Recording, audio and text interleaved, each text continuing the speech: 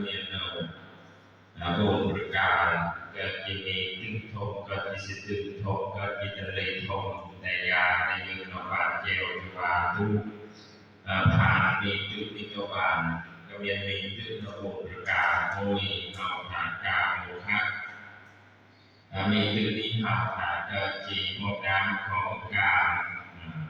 วราคะเราบูเราอยู่บานก็ต้องไปลองการมาราคะมาเตือนบานซึ่งจะไปลองบานจะต้องเด้งเตือนประกาศไว้เตือนพอสถานการณ์เตือนก็เราบานเรายาบอกตัวเองที่เขาทำประการแรกก็จะลองมาจัดบานฉลองการโมฆะการมาราคะเตือนบานประการที่ปีเพื่อนทางก็จะลองไปทอดปีพระโมฆะพระโมฆะก็คือพกกระใบยืดเราพกมันภูกระใบยืดระยะยาวเป็นลมการเกิดยาที่ดีในการเกิดรั่วตาเราเกิดกระใบจะต้องโมอย่างที่ได้ให้เกิดเวียนจิตตายวนเวียนอยู่ในวัฏฏะสงสารไม่จบไม่สิ้นเพื่อที่เราลอยลานทางโดยจะลองไปทอดมันใส่คือพกกระใบยินดีในการเกิดกระใบยินดีจะลองการมาพบลูกมาพบและการลูกมาพบประการที่ใบลูกหาทิศโถคะมีจุดที่ใบยืนสุขุมลองฉลองไปทอดก็คือความเห็นผิดโดยเคยเป็นเราตามดวงท่าน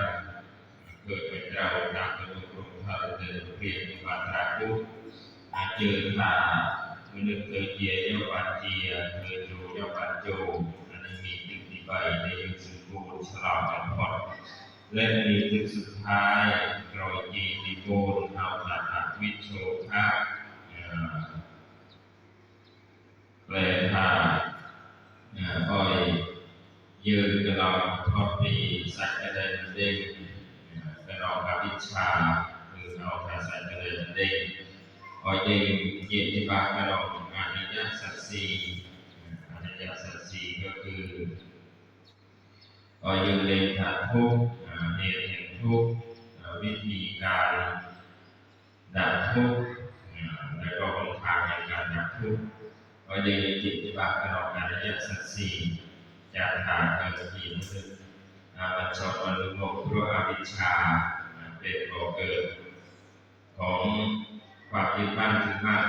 ตัณหาและก็เพื่อเกิดมีการยึดโยงกำเนิดเกิดโยภพสามใบ